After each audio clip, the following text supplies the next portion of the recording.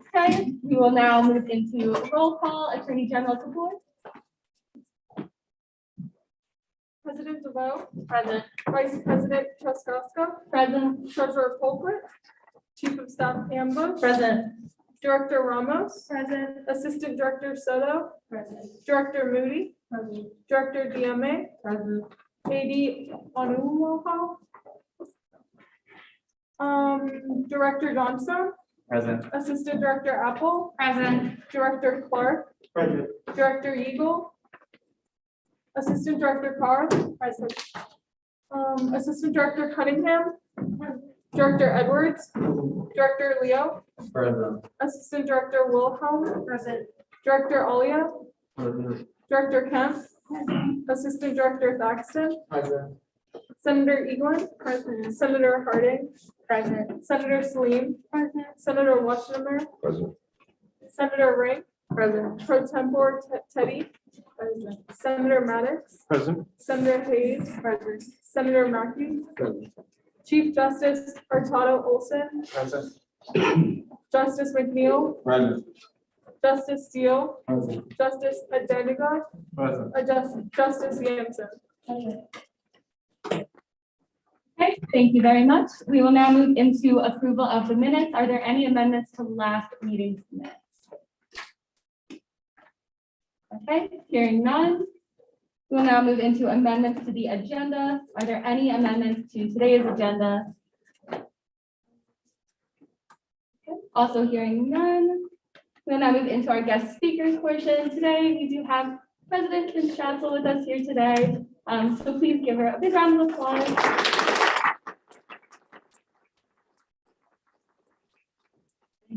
Thank you very much for the invitation to be able to come and address the SGA.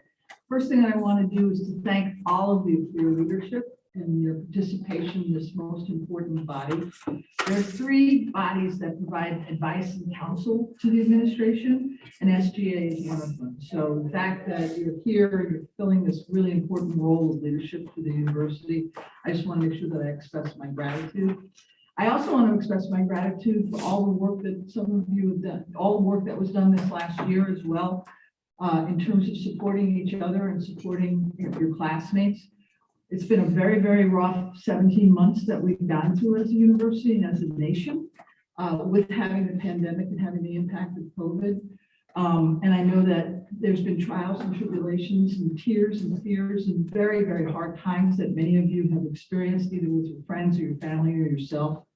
So to be able to take the time to be able to support each other, support your colleagues and classmates, it's important. And we continue to be able to do that because we're not back to normal yet. We're trying to make some moves in that direction, but we're not there yet. First, let me talk about COVID in terms of what we've done there, because that was important for our return to campus. Last February, the chancellor of the University System of Maryland, which we are one of the 12 institutions that's a part of it, mandated the fact that everyone had to receive the COVID vaccine or have a medical or religious exemption. And I can tell you that we're 100% compliant with the vaccine mandate, both at the student, faculty, and staff level. You might be aware of the fact it's unusual. Not all institutions required and treated students, faculty, and staff the same. Within Towson University, we made the decision, the fact that we wanted our whole community to be able to come together and be able to work together to make sure that we were putting the right safety protocols in place. So we made the decision to have the mandate and also have the consequence of non-compliance be the same for students, faculty, and staff. And I'm just really pleased that everybody supported that. And it's one of the reasons why we're here today. We're also requiring the mask mandate. And I can tell you that people are very, very compliant. We've received the fact that people are understanding the fact that this is so helpful. Also, we have people on campus that have children that aren't able to have the vaccine yet. They come from families that have immunocompromised conditions, or they have comorbidities where the issues of the mask are very important for them to be able to have. So I appreciate the fact that everyone's compliant with that as well. I have been asked, when does it come off? What's the off ramp for us to be able to do that? And I have to tell you that I was at a Regents meeting and I kind of talked about how I felt about it. And actually, one of our student regents added some perspective that was very powerful for the regents to be able to hear. I talked about the fact that there was so much change in the last year. And one of the things that I was really, really pleased with is in the last 5, 6, 7, 8 weeks, I haven't had to use the word pivot once. That we've kind of had a steady course that is having us have confidence in the fact that things are going well. So to take the mask off and create more change, and if it did happen that something would occur with our conditions, that we'd have to put the mask back on, that it really would be a disappointment for many. So to have consistency, at least for now, and not pioneer on having the mask removal and wait till we get more information, possibly from the CDC or even from the medical groups that are advising us, is probably a steady course for us. After I answered that, one of the student regents, she happens to be from College Park, talked about the fact that there is this sense of anxiety in the campuses still, despite the fact that we're back. So to be able to not have change and have a level of consistency, it's just reassuring to be able to have that. So I hope that, sharing that kind of tells you the perspective that not only I have, but that the university system does. I've also shared to be back on campus. Absolutely thrilled to be with each other. And that I also share that none of you and none of the faculty or staff will take for granted anymore being in class with your classmates and with your faculty. Attendance is way up. I know that, I've talked to Dr. Hurt as well, that students that weren't engaged before are joining organizations in record numbers. It's like, we weren't able to do it, so now we're going to overdo it. And I know even SGA has experienced that, people being very interested to be part of the organization. So it's wonderful for us to all be back together on campus. The other important item to be able to talk about is budget. And so I informed both the faculty senate, the academic senate, staff senate. So I thought I'd spend some time with that with you all. We received about a 10% cut in our budget from the state last year. It was about $13 million. And it wasn't just us, it was across the USM. So they cut the USM, all 13 universities and regional centers, by that same amount. So 10% was cut. And what happened is then we're 10% of their budget, so we received 10% of the cut. So that's about $13 million is what the impact was on our budget. We're doing everything that we can to be able to make adjustments to that in terms of cost reductions, to be able to manage that way. But it is a two-base cut, and what that means is it's a forever kind of a cut. So it wasn't just for 1 year due to the pandemic. It was a cut to the base budget. I'm working with the USM. I'm working with our government relations people, meeting with legislators to be able to make our case for the return of the monies to us, particularly in the fact that the state just announced a record surplus in terms of their budget. And since we are a large part of the discretionary budget, in fact, the largest part, that it would make sense for us to be able to have those monies returned to us. So if you're talking to any of your delegates or your senators in your home districts, please advocate for the fact that the USM and higher ed has those monies returned to us. And we're working very hard. And I have to say that we are cautiously optimistic in terms of being able to make the case because of the fact that higher ed is indeed supported in this state, but we want to be able to get those fundings back. The next thing is capital budget. So you're sitting in one of the new buildings that we have. We're looking for the fact that the food court will probably open just after Thanksgiving. Supply chain problems is the thing that I could be able to tell you is the big issue for it. And you've probably read about that in the paper. It's difficult to be able to get some items to be able to complete. We also dedicated the science complex. So all the new buildings are in there. And then you probably saw that big hole on the north side of campus, which is where the College of Health Professions comes. The next items on our list for campus buildings, and if you're wondering why are we doing all of this in terms of capital, It's really because of the fact that campus over a 10-year period almost doubled in size. So if you take a look at it in 2010 to 2020, we've increased a tremendous amount in terms of our enrollment, and we haven't kept up with the physical space. And the Union is a great example. The old Union was built in the early 70s when we had about 9,000 students on the campus, and now we have 22,000. So we needed to be able to have those expansions, plus a lot of the technologies in the rooms and the collaborative space for teaching and the laboratories are not set up for it as well. So we needed to make the investment in the USM, and the state supported us. So the next thing that's on the docket for renovation is Smith Hall. So that will be renovated and expanded. Then we're hoping to be able to get approval to knock down the enrollment services building. That gorgeous building that's on the corner over there. And we're going to build a new enrollment services building actually right across the street next to the parking garage. So that will be kind of a one-stop shop for students to be able to come and it'll be by the Union with parking. It's a great location, people could find it.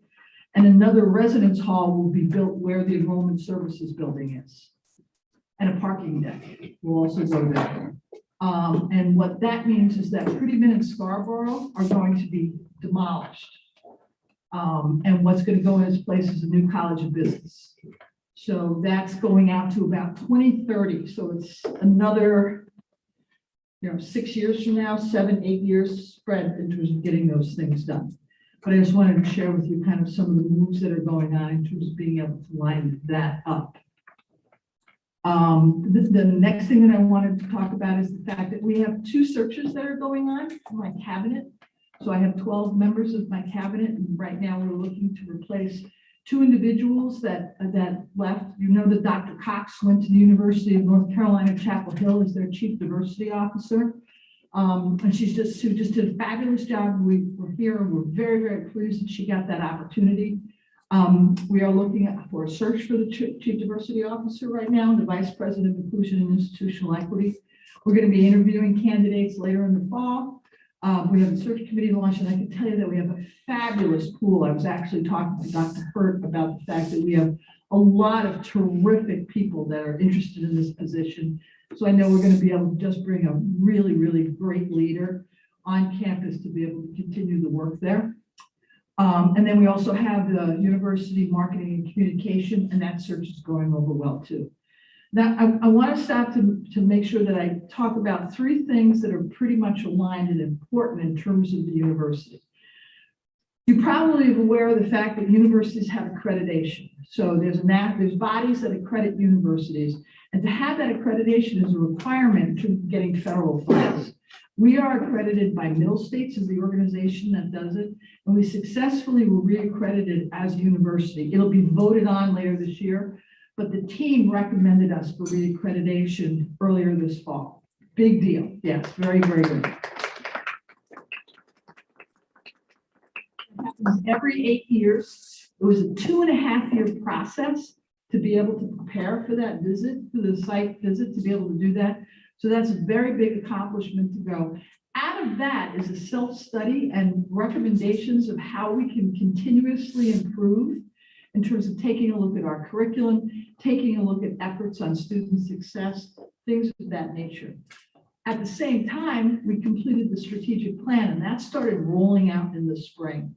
So we have a new strategic plan that takes us for 10 years in terms of the priorities that we have there.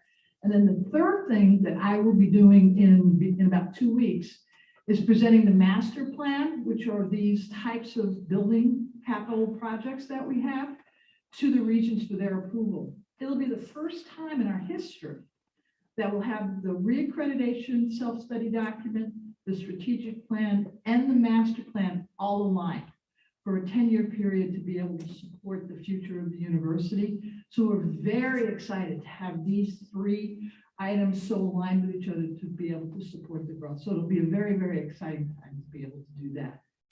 So I'll stop now and I'll see if there's any questions that anybody would have, and I'd love to be able to answer anything that you might want to ask me. Or I also appreciate the opportunity to hear things you might want to tell me.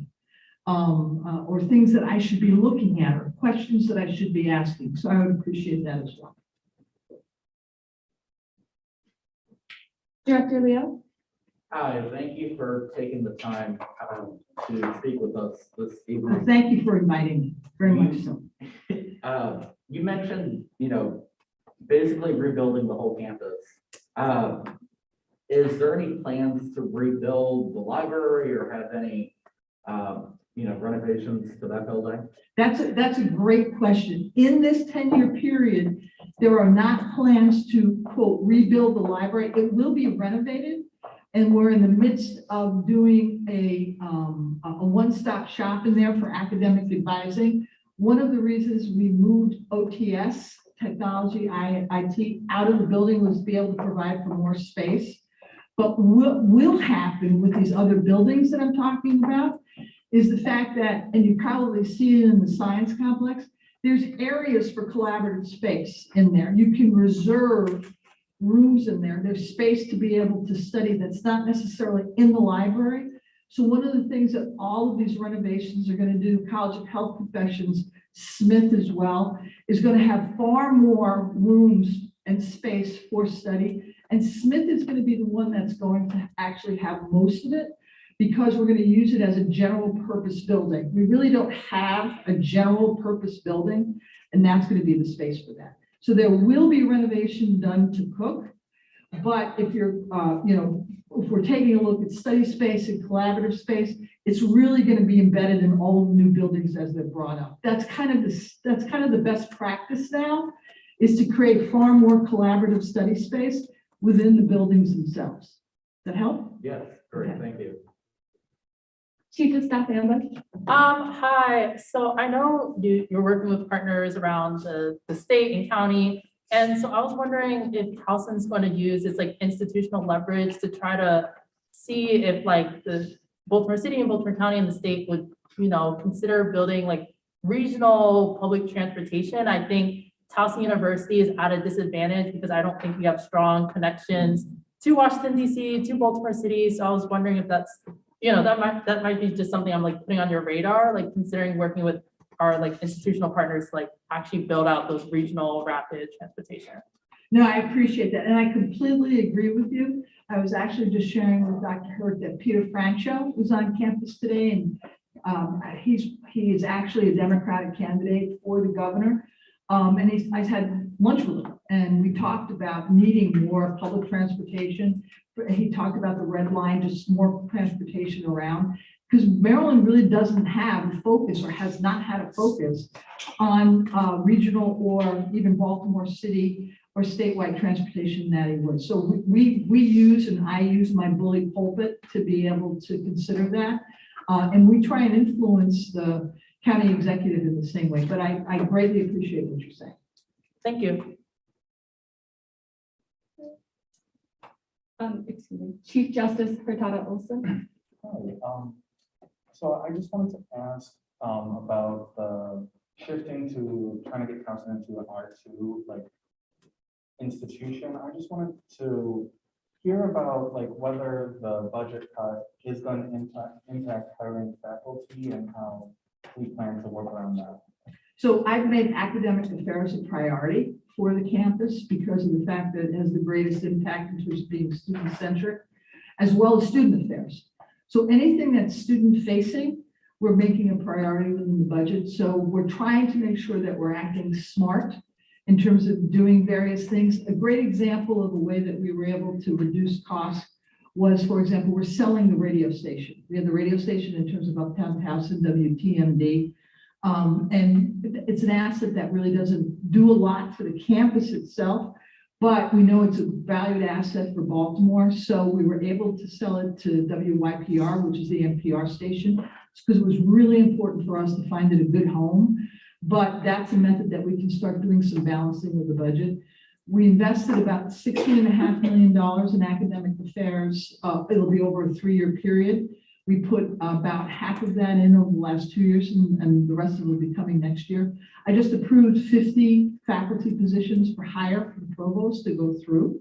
So we're moving along in terms of the investments to academic affairs. R2, what it basically means is the fact that in other universities that are R2s, UMBC is an R2, Morgan State is an R2, University of Maryland Eastern Shore is R2. If you look across the country, a lot of the universities that are R2s look like us. And we're actually not that far from an R2 status to be able to do it. So it's important for us to be able to consider, can we achieve that Carnegie classification? And what it does, it'll increase the value of the degree that you all receive. But very importantly, it will allow us, we think, to be better positioned to be more competitive in the marketplace, to be able to get the kind of faculty that we want to attract, retain, and keep. We're also looking at the fact that although it's about research and scholarly work, we have the opportunity to expand even more the work in terms of undergraduate research, the type of work that people are doing with their faculty, either in labs or in research projects. So this will just fit right into that. Does that help? Okay.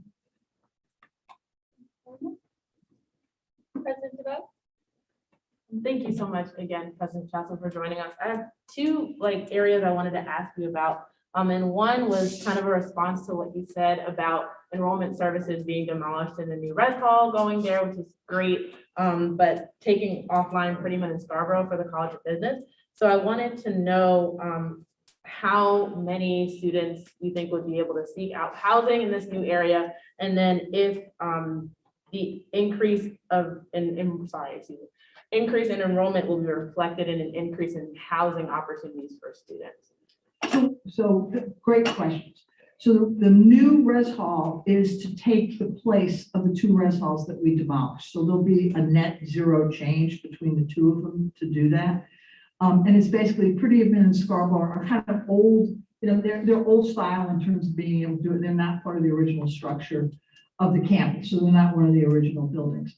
But if you're concerned about a reduction in housing stock, that won't be the case to be able to do it. There is a plan there to be able to put another phase of housing on the campus itself. We're taking a look to see what's going to happen in terms of demand for student housing, with the fact that we now have Altus, Aspen Heights, York. There's a lot of housing that's been built in Uptown Towson, to be able to see what impact that has. But our commitment is the fact that we'll be able to maintain what we have. Through the next 10 years, we're only looking to grow about 1,300 students. We're hoping that probably half of that would be graduate students to be able to do it. So we'll be able to manage in terms of the housing stock as it sits right now, but we're watching it very carefully to be able to see what those impacts would do. Okay, thank you so much. And secondly, I wanted to ask a little bit, I know we're in the full swing of the RISE campaign. Yes. And a lot of that has to do with investing in Towson's future. And I wanted to know if on your, world tour of sorts in terms of petitioning for donations to the university, if some of that could be funneled into investing in the individual students' futures in terms of emergency crisis response, housing insecurity, things of that nature.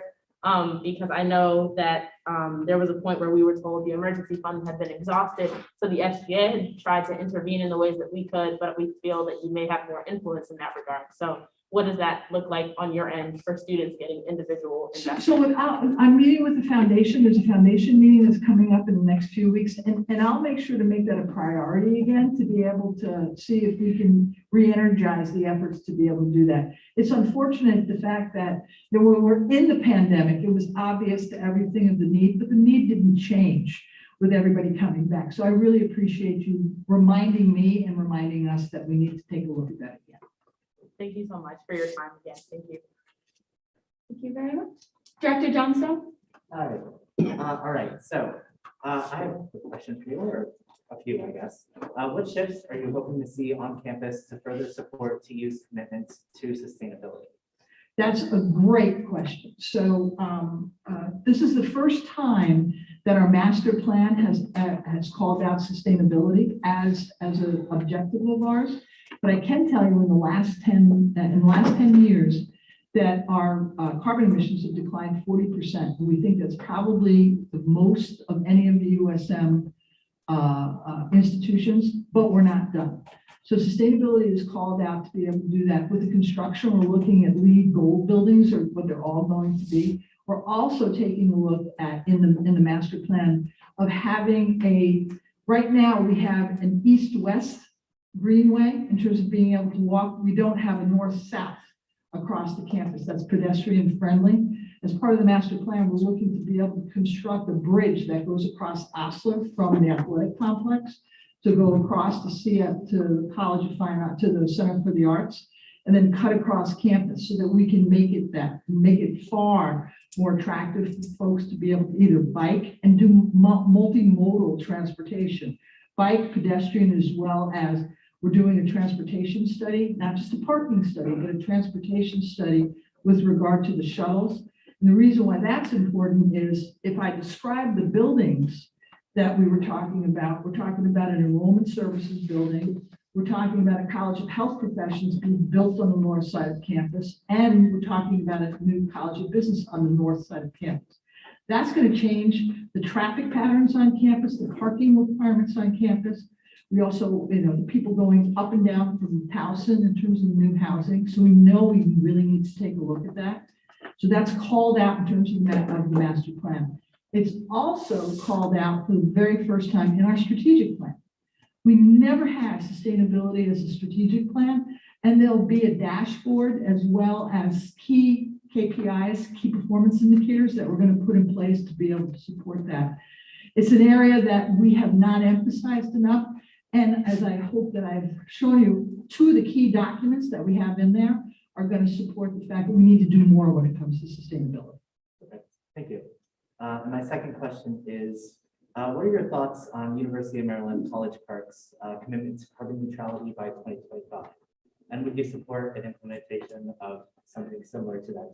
So I didn't hear the one piece. College Park's what? Sorry, commitment to carbon neutrality by 2025. What I can do is find out where our strategic plan positions us and what that metric is for them. I wouldn't be surprised if we're going to be close to having some of that right now. So we'll report back to you on that. Please do. Thank you so Okay. much. Thank you. Senator Ring?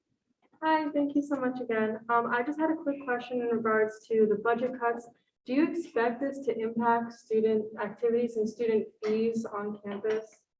So at this point, no, okay? I mean, we're taking a look at next year's budget.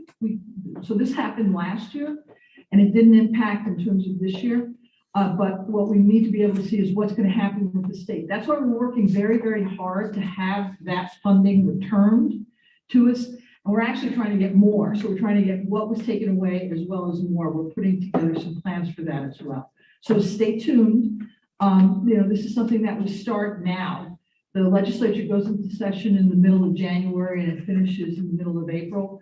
So I spend a lot of my time there as well as a lot of time now to be able to meet with our legislative leaders to be able to advocate for not just this university, but also the USM and higher ed in general. The fact that the budget looks very good coming from the state makes us cautiously optimistic. Thank you. President DeVoe? One more thing, just while we have your ear, this was brought to our attention like recently, so I just wanted to share it with you.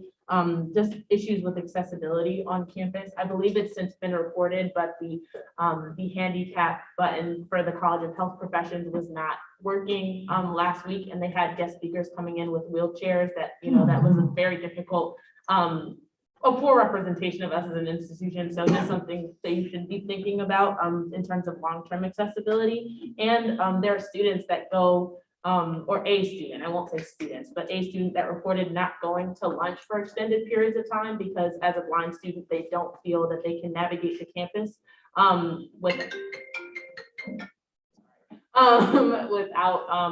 assistance. So I know I spoke a little bit with Interim Vice President Patricia Bradley about aids and things of that nature, but just thinking about accessibility long-term in that strategic plan, I think would be helpful as well. But thank you. I don't know if anyone has any additional questions, but that was my comment I wanted to share. So the one thing that I'm glad that you brought it up, because it's something that we're trying to take out of the language. People will often say, but it's ADA compliant. Well, ADA is the lowest bar that you have in terms of accessibility. So we don't think that that's an appropriate answer. What we want to be able to do is to create a campus that's inclusive and is inclusive with accessibility as well. So I really appreciate everyone's leadership around this as well. Okay, that seems like all of our questions. Thank you so much. Thank you. I really enjoyed it. Please invite me back. And again, thank you for your leadership. It's very important to the university. It's very important to our community. So again, thank you. My applause to you. Thank you. Thank you very much.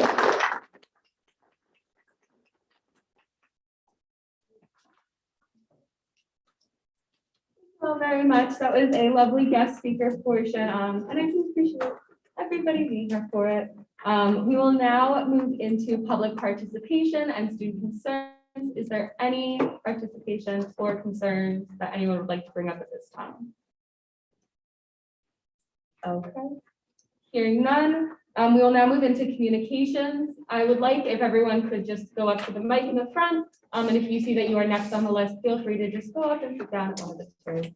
And that should be good. Oh, for communications. Okay, just kidding. I apologize. Attorney General Kapoor will be running the mic around for everybody during the presentation. First up, we have advisors' remarks. Appropriations Committee.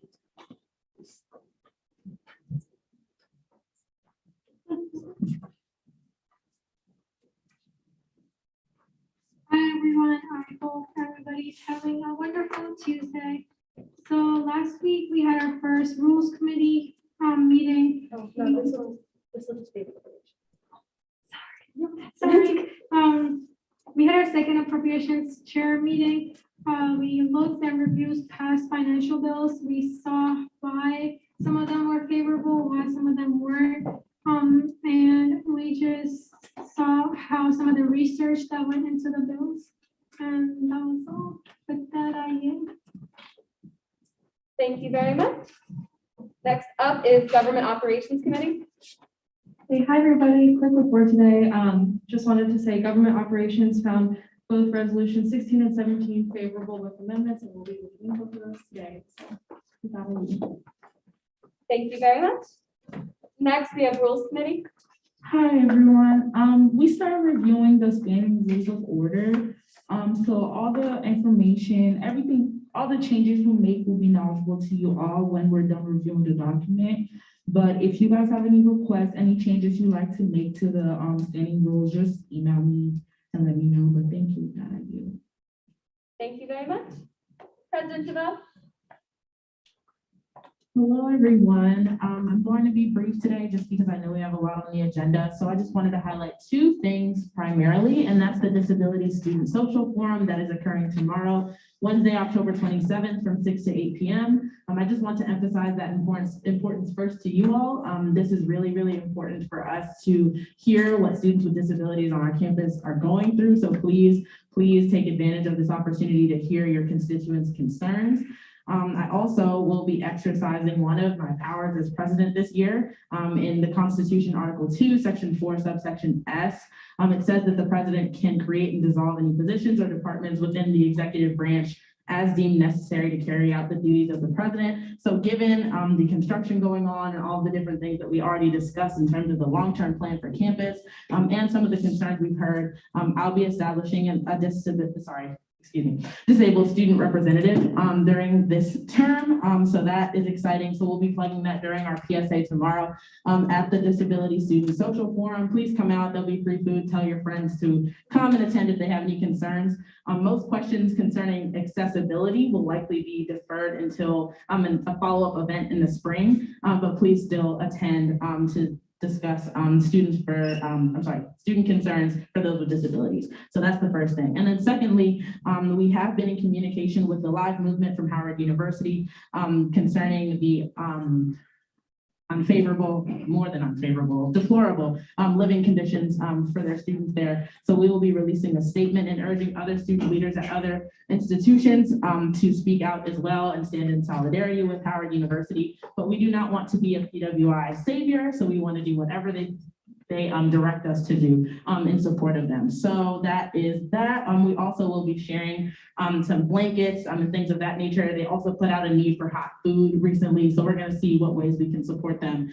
And that is pretty much it. Oh, and shout out to Towson Freedom School, who's already made that effort clear on social media. But thank you all so much. With that, I yield my time. Thank you very much. Next up, Treasurer Colton. Good evening, everyone. Happy Tiger Tuesday. Yesterday I had the Makeup Treasurers Workshop.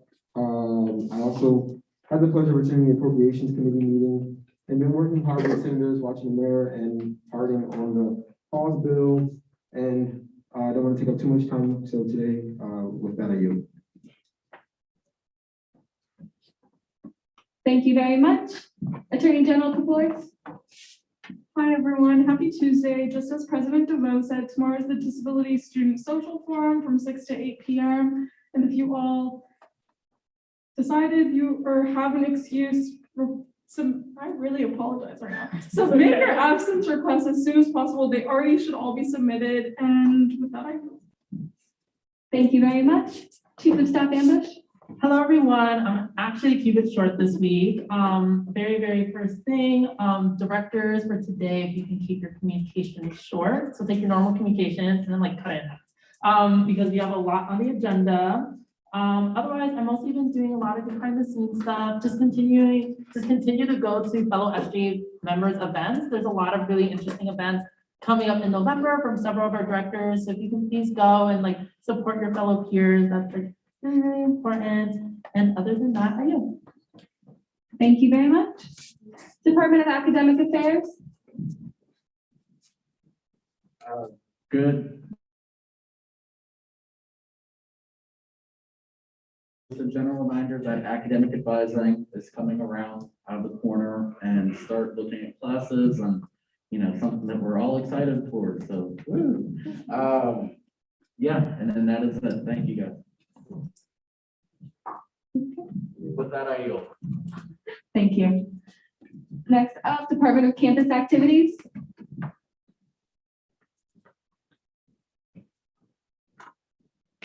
Happy Tuesday, guys. Hi, my name is Lionel Albright. I'm programming chair for CAD, and I'll be speaking on behalf of Campus Activities Board. I'm just going to list some upcoming events that you guys should come out to. We are a part of SJ, so make sure you're supporting our events as well. So Friday, Saturday, and Sunday, we'll be hosting a conjuring event from 6:30 to 9:30, just a safe way for students to celebrate Halloween if that's something they want to do. As well, we are sponsoring the football game for Saturday. So make sure to come to our tailgate. We'll also be doing a raffle. So great to show face. But with that, I yield.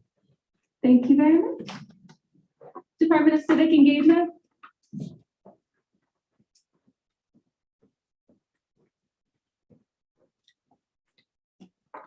Hi, guys. All right, so I'll keep it short.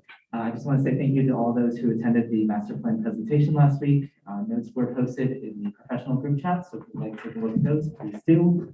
And another thing that we found out, reusable mugs are actually currently allowed at all campus cafes. Please use this opportunity. It's a great way to check your carbon footprint, and we will work on advertising this as well. And let's see, there is also a new assistant director of civic engagements. Some of you got the chance to meet her last week, but if you haven't, please reach out to her if you wish. She's a great person. With that, I yield.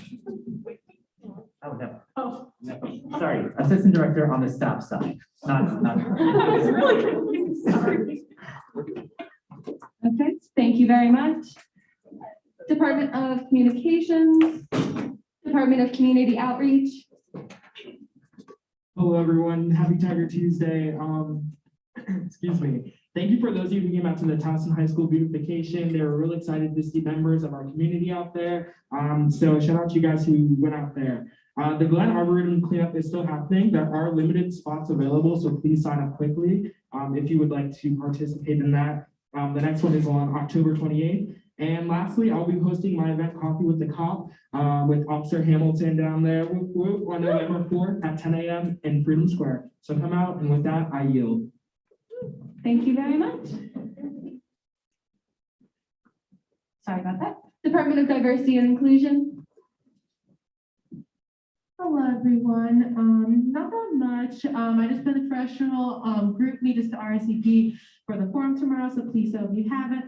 And also now to you will be happening November 10th from 5 to 7. So please shout out the Google Forms and our link tree. Send that to anyone if anyone's interested. Also want to be a panelist for that TU. Please let me know. And that's all. And I hope to see you all there. And with that, I yield. Thank you very much. Department of Health and Wellness. Thank you, Attorney General Kapoor. Just a quick reminder that outside of the SGA office, we have a box for the menstrual health product drive. So make sure you tell your friends, tell your chats and everyone about it, and just tell it to your organizations too. With that, I yield. President DeVoe. Quick question. Where are the menstrual products ultimately going to go? Just project, I'm sorry. So it's gonna go to the health center and then they're gonna send it to their organization of their choice. Okay, awesome. Thank you. Thank you very much. Senator Evelyn. Granted. Department of Higher Education. Hi everyone, nothing too serious to report. My pre-meeting is on Thursday at 11 a.m. We're going to be talking about the teacher shortage, so be ready to put your teacher shoes on because we're going to do some fun stuff. I'm still looking for mentors, of course, reach out if you're interested. And with that, Thank you very much. Department of Legislative Affairs. Hello. This is going to be pretty short. We're going to be having an event November 6th called Systemic Issues in Our Backyard with individuals from Baltimore Hope and Baltimore Ceasefire. I hope you can all come out. It's going to be at Freedom Square, well, close to Freedom Square, Rico Circle. Thank you very much. Department of Special Projects. Hi, everyone. Just please make sure that you're responding to the emails that I'm forwarding from ECS. And also, please abide by the 6-week event deadline to ensure that your event is up to par to full potential. President DeVoe. Can you also talk about Thursday a little bit? Oh, yeah, I totally forgot. So on Thursday from 12 to 2, SGA will be sponsoring a food truck from Deadly's or something. I forgot. I'm sorry.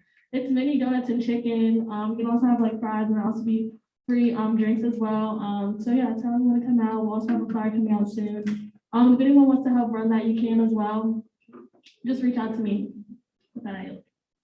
Yes. Chief Justice Hidayah Olson. Oh, sorry, when was it? It's this Thursday from 12 to 2 in Paul's Pavilion. Director Johnson. Is that at the same time as the? Yes, it's the same time as the Is it gonna be protest. near the protest? Please, Point of. Sorry. We're creating a diversion. We don't really want to draw attention to the other things going on. But we'll talk, we can talk offline. But yes, it'll be a social opportunity. So please come out. Yes, please do come out. Please encourage your friends to go to the food truck. It's supposed to be very fun. And in all honesty, I don't know anybody that really doesn't love chicken and donuts. So I mean, if you don't, then we gotta talk separately. But anyway, unless you're vegan, then all the respect to you. But next up, Department of Marketing. Everybody, the most pressing issue that I have right now, well, not issue, but announcement is that marketing materials have been ordered. Shout out to Chief of Staff Ambush for assisting with that. And also, Halls is accepting meals, correct? Yeah, correct. So there will be a post coming out about that tomorrow. That's it. With that, I yield. Thank you very much. Department of Student Organizations. So Director Fellows is not able to make it today, so I'll be talking on behalf of her. So the deadline for student organizations to meet with SGA Senate members and with Director Yigal was October 22nd, which was last Friday. And student groups can still meet with SGA if they have any questions on concerns, but they won't be getting any Tiger points for that. There will be a town hall event taking place on October 28th in the Union from 3 to 5 p.m. next Thursday. It is specifically focused for student groups, but everyone is invited, and that are you. Chief Justice Hurtado Olson. Hey, quick question about the town hall. Will there be a virtual portion for it? No, it's like the first, after the COVID, the whole thing, after a whole year. This is the first like in-person event, so there's no virtual component for that, so, yeah. Does that answer your question? Director Leo. For a form, can you repeat that? I guess I don't know. It's a town hall for like student organizations. I just wanted to know if there was a virtual component. Oh, okay. When is that? It's this Thursday, October 28th, from 3 to 5 p.m. in the Union. I don't have the exact room number, but I can email the director. Senator Ring. Would it be possible to live stream it? Just because I know I have student orgs who are not like close to campus and have been having problems like attending stuff like that. Yeah, I have already emailed the coordinator, Chris Randosh, but he hasn't gotten back to me yet about that. So I can like email you if he gets back to me. So, yeah, Thank you. I don't have an answer to that, sorry. President DeVoe. No. Is it not? Maybe I'm just yelling. Hello. Can you guys, wait, hold on, give me a moment. The batteries are dead. Sorry, I'll just project, sorry guys, the batteries died. But just general kind of rule of thumb for senators, please take notes during GA with like events like this, so you can put it in your senator emails. If you haven't been doing that already, that should be something that you're scribbling all the time. I should see the pens going. Just because Director Eagle will not always have the information, but sometimes it'll come up during GA if she doesn't. And often she'll relay it to you, but just in case, try to keep your student groups up to date. Also, I'll be sending out the weekly email, so I'll add like more information about the event for like the time and where everything is happening. So yeah, that would have more information. Thank you very much. Next up, Department of Youth Student Development. Hey guys, so excuse me. Last Thursday was my collaboration event with NSFP for the raffle and table for the transfer council. It went really well. Shout out Treasurer Colquitt for coming and helping me do that. We had the raffle winner. I'll be sending the picture to Director Clark to maybe post that over there. But with that, I am. Thank you very much. Maryland Higher Education Council Representative. Thank you. Athletic, oh wait, sorry, excuse me. University Residence Government Representative.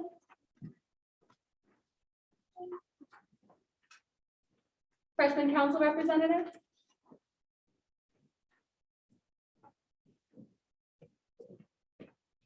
Hello, everyone. My name is Meme. What we were able to do, we were able to, under short time, create an event. We will be having our game night tomorrow. So spooky game night, it starts at 5 to 6. It is in the Liberal Arts Clinic and it's from room 5314. Please come out and celebrate with us. That I yield. Amazing. Okay, I am the last one. I'm just gonna yell at you all, so please bear with me. Gonna keep it relatively short. Senators, you are required to have at least one initiative per semester. Specifically, you just need one, so those forms will be going out to you shortly. Yay, thank you. Next, legislation updates. We will have a more set timeline as well as organization. Other than that, please keep submitting requests. I know there's a lot of change that we want to see on campus. Don't shy away from it. I'm happy to be in any meetings regarding legislation, and I'm very excited about upcoming legislation. And then finally, just to reiterate, the committees do meet every single week. So rules is Wednesday from 6:30 to 7:30, and then appropriations committee, as well as government operations committee, is Thursdays from 3:50 to 4:50.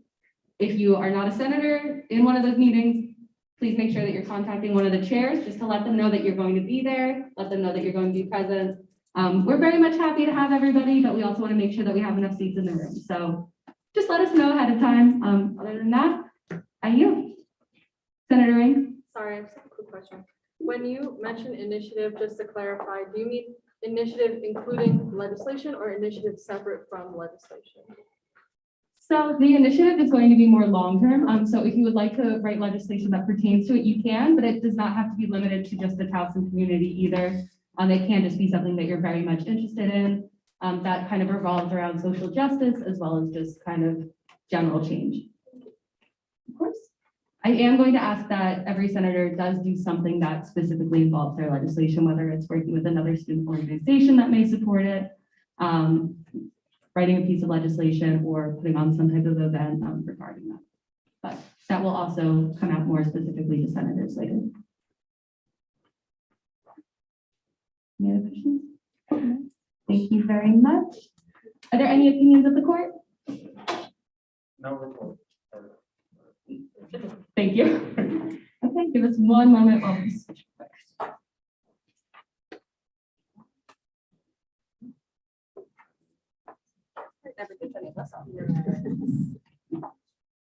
One day.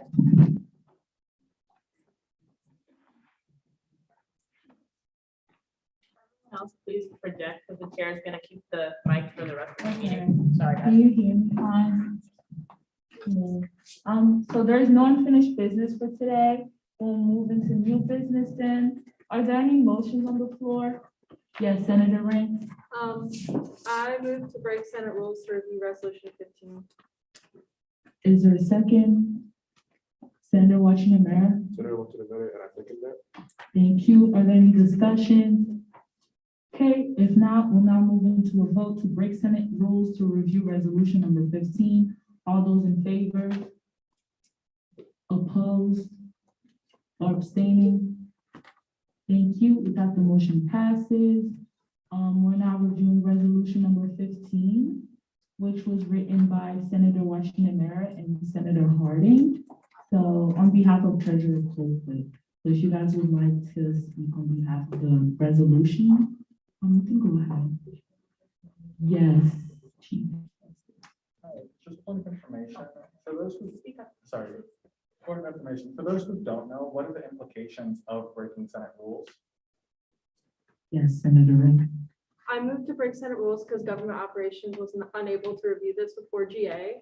So we just have to do that since the process of legislation typically involves GovOps approving this as favorable or unfavorable. So that's why, for anyone who's confused. Is that clear? Okay, President DeVoe. And just to add, it just was time sensitive. So in moments where we need to do that, it's typically because it's time sensitive. But we don't like to do that if we don't have to. But Great. hello? Okay. Okay, so any more questions? Okay, we can resume. So whenever you're ready, you can just speak on behalf of the bill. Yes, go ahead. Can you please project your? Yeah. Go ahead.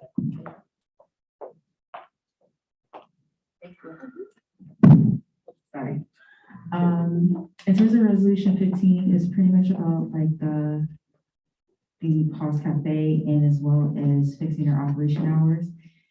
As of right now, Pause Cafe, well, the operation hours previously said that the meals can be used before 4 p.m.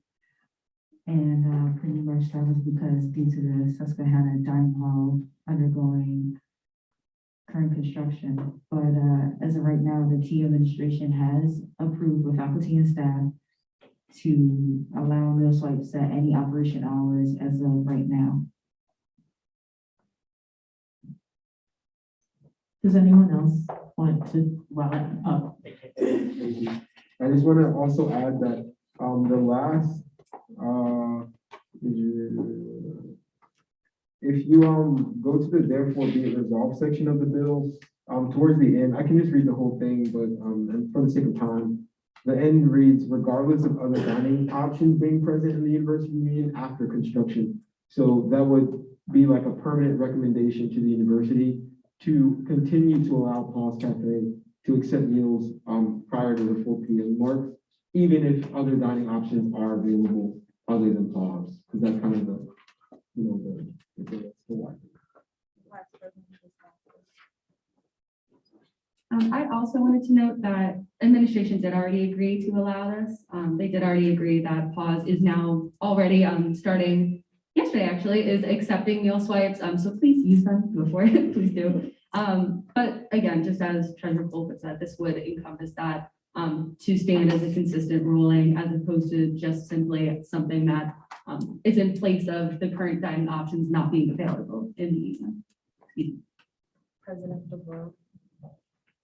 Thank you. And then also I wanted to emphasize, it'll come out in the post that's gonna go out too, that the SGA was involved in bringing this concern to the administration about a month ago, I guess.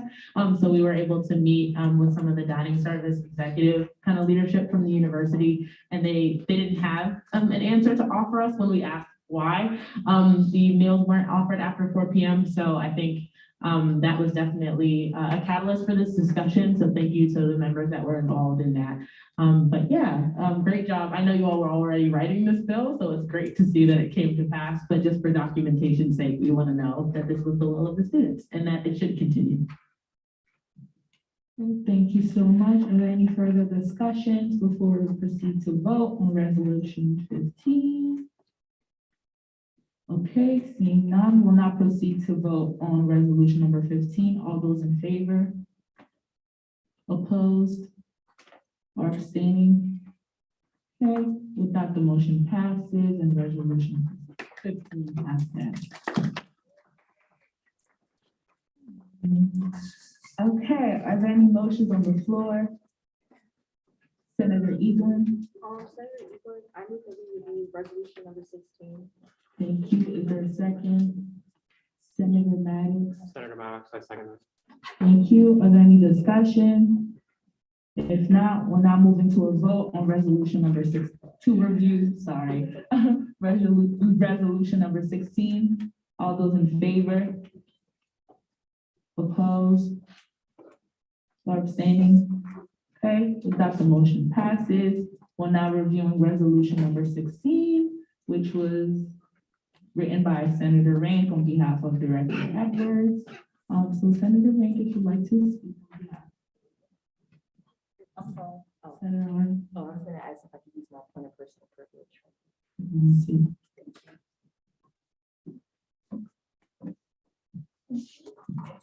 All right, so I wrote this piece of legislation on behalf of Director Edwards. I believe he has some things he would like to cover in regards to this bill, so I'll yield to him in a moment, but just to cover broadly what this bill describes, it's extending dining hall hours to 11 p.m. This was a specific concern because many students have night classes and are unable to access the dining halls because of those.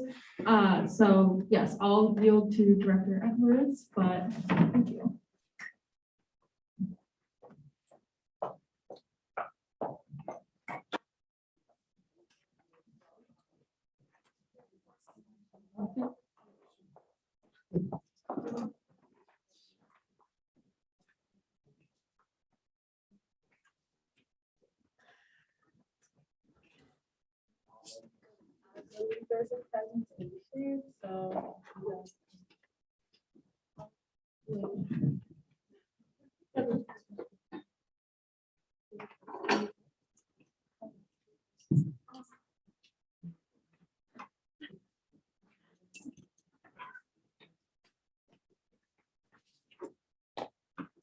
Just a moment.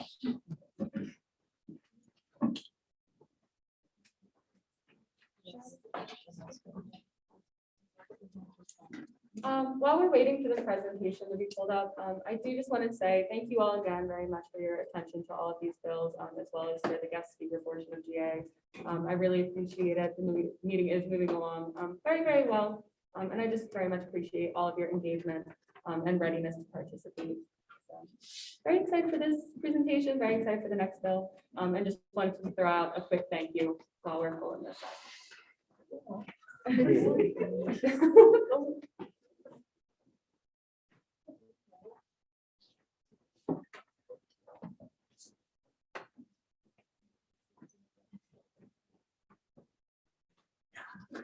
Great. So, before I get started, I just want to thank Senator Rank again for her hard work. We had multiple meetings about this, and I'm just glad it's finally here. But yeah, you guys can go to the next slide. Thanks again, Senator Rank. Appreciate you.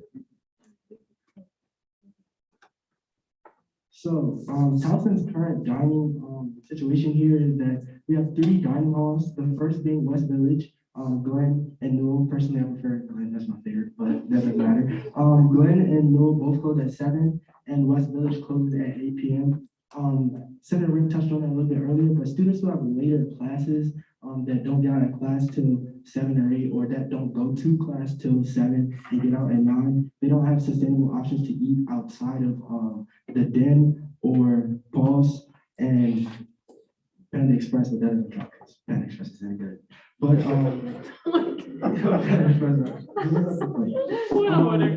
also, you cannot take food out the dining hall, so even if somebody were to say, how about the students go to the dining hall before they go to class, get their food so it's ready for them, after they get out of class. Glen, Newell, or West Village allows you to take food out of the dining halls, so, that wouldn't be a sustainable option. Because of next slide. So the solution that we are proposing, Senator and I, is to expand the dining halls to 11 p.m. This system was used for Welcome to TU. So for those who don't know what Welcome to TU is, that's when the freshman students move onto campus. So that is the week prior to the first week of school. So New Student and Family Programs puts on all types of events throughout that week. And for that Thursday and Friday, when the freshman students first moved on campus, the dining halls, all 3 of the dining halls, Glen, Newell, and West Village, they closed at 8 p.m. to give the staff time to break and clean up, and then they reopened at 9 p.m. To allow the students to come in and eat, and then closed again at 11 p.m. So that is the similar solution to what we are proposing now, to extend all dining hours to 11 p.m. for those 3 dining halls. I like that, Lily, you want it. All right, so this will work by this closing at 8 p.m. I just described how it works. So we'll close at 8 p.m. To give the staff time to break and clean up a little bit before students come back in. And then this will reopen and close at 11 p.m. This allows students to eat later in the day when they leave class or clubs or whatever the case may be, instead of leaving class to, eat Panda Express or something. Like you want to give students options as to what they can eat. Next slide. So, thank you to Director Clark for posting this on our story. But the students have spoken. Like with SGA, we have to do something when we see that the students aren't happy. So 82% of students who voted on the poll were dissatisfied with the dining hall time. Were dissatisfied with dining hall times, and 91% of students who voted admitted that they missed meals at the dining hall due to other obligations that we have had. And that's never like an okay situation when we have students missing meals because they go into class. Like the purpose of going to college is to go to class, but we still need, like we're humans, we still need to eat, stuff like that. So that's not okay. And there was another poll that we did, I didn't include it in this slide, but 57% of students who voted on it said that they have class after 7 p.m. So that's 57% of students also you can see that statistic on the bill.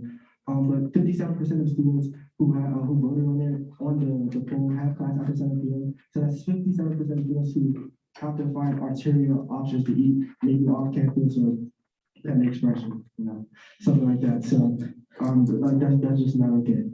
Also,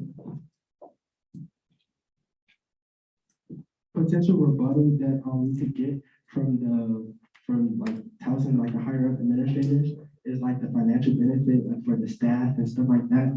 A financial benefit that I thought about was that if you open the dining halls later, then that allows students to spend more meals. And if students are spending more meals, then that benefits Towson because they're getting more money. And if students run out of meals faster, then they're more likely to increase their meal plan, which makes more money for Towson as well. I mean, it's a win-win for everybody. Obviously, we're not advocating for students to run out of their meals. We're all adults. You can budget how you want to spend your meals and etc. I just want to make sure that students have the option to eat if they wish to eat. And yeah, that's it.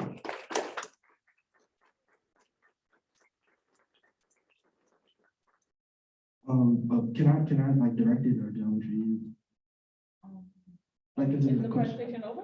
Yeah, the presentation. Oh, okay. Other questions? Yes, chief of staff Ambush. A question I have is less to do with resolution and about the implementation in it. Is right now Chartwell's has a hiring like problem, like a lot of food places on campus don't have enough staff. Again, I look at AVP, where literally like their coffee station will sometimes not have a staffer because they have to go on break and stuff. And so I guess my statement to whoever would be implementing this is just when we approach like Chartwell's and dining services, and they come back to us saying, we don't have enough staff to do this, like what would our response be and what should our response be?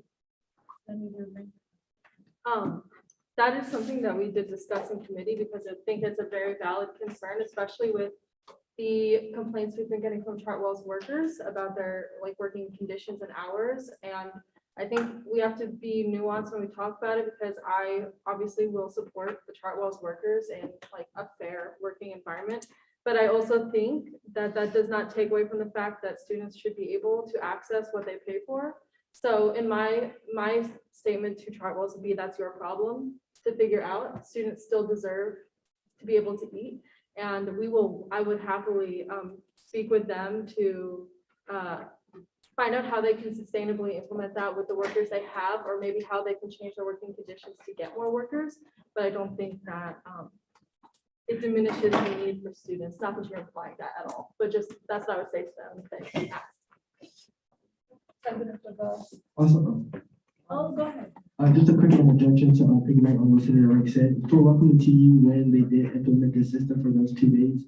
It's that those later 2 hours when they reopened from 9 to 11, there were fewer staff members there. Like they wouldn't need as many one because the food would already be there, and they use like paper like the, you know, the little carton that they use to give you like hamburgers or sandwiches or whatever. They use more of those.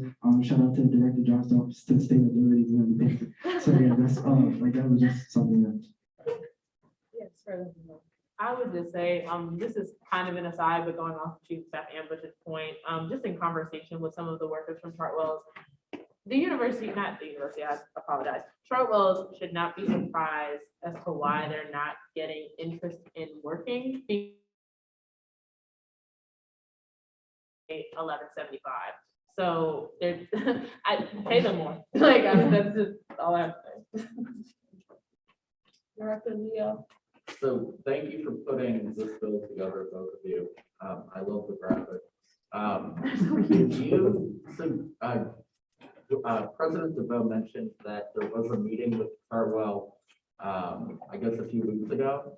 Was this one of the topics that was raised in that meeting?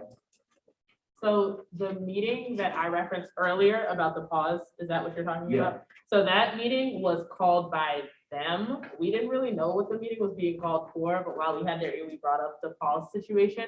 But we can schedule a follow-up to discuss this. Like typically with resolutions, we try to have implementation meetings with the necessary personnel after that, but it did not come up just because they were coming to us to discuss the staffing shortages and supply chain issues. So can I do a follow? Yeah. My hesitation with it is if we're jumping the gun, I am in total support of extending the hours.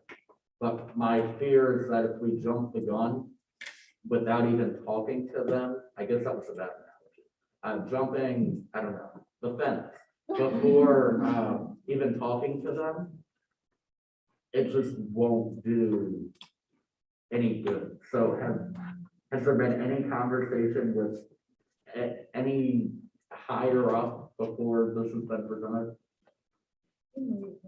Okay, I'm sorry. That's not my question to answer the last part, but I will say, when resolutions are written, it's not to say that the university is necessarily in conflict with the issue being presented, or in opposition to it, or whatever entity we're referencing.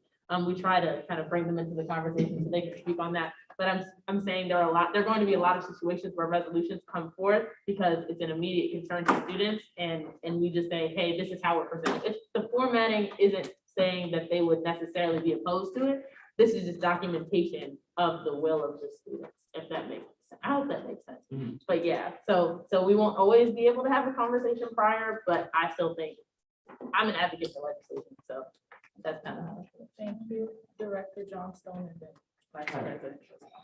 Sorry, I just have one question. Did you guys do any interviews with like the cashier or the person who's behind the line or anything of that sort about this bill? Did you guys talk to them about like what this would mean for them personally, opening up 3 hours later or 4 hours? I guess? To answer your question, no, we did not talk to anybody like in the dining sector specifically. What we did was talk to the students. And we saw what they wanted. I agree, maybe we can talk to them, but we talked to the students and we figured that this was the best course of action based off of the information and the polls and everything like that. Vice President Johnstone. I do want to point out that it wouldn't, and I do not want this by any means to come off as insensitive. I do think that we should talk to the workers about their situations, about specifically what Chartwell's is doing. But they also only have so much control over their schedules. It would be Chartwell's kind of responsibility to break up those shifts accordingly, to make sure that these workers aren't overwhelmed if these are the new hours, and kind of to make sure that those are flowing through as they need to. But I also do want to note that at the therefore be it resolved, it does mention specifically that the 101st Student Senate of Towson University's Student Government Association would recommend that Towson University extend its dining halls to 11 p.m. So this, again, kind of what President DeVoe was saying, would go through that formality of saying, this is a document, this is our research, and this is something that we can point out to when we do go to those meetings, and kind of sit in front of them and say, how do we do this? How do we work with you guys? And what can we do? But I really do think that the workers' opinions are valued and are needed, but at the same time, again, they're not given quite the amount of control that other players in that may be. So that may be a little bit difficult in terms of just figuring out in an internal thing with Chartwell's, with how they can manage that and better support their employees. Because I think that we all kind of know a little bit about the current reputation around that. But this could also help to facilitate those discussions, because of course, everybody does want everything to be better. Nobody wants, any of those kind of issues to come up because of this bill. But again, that would just kind of be a little bit of the information. I do not see names from that hall, so I apologize. But I'm so sorry. Justice I'm gonna say that for now. Can you project a little louder? Yes. Sure, I can. I have a question about the stats that you provided. I was wondering, on what social media did you use to get those? And was there any of this has gone through like in person with the student body? Like, was then like really asking people to vote or vote online somewhere? It was, I believe it was posted on our Instagram. I can give the post to Director Clark. She's the specialist. Yeah, I can answer that. So it was posted on Instagram. And yeah, it was just like a normal poll. So you click yes or no, or whichever answer you identify with.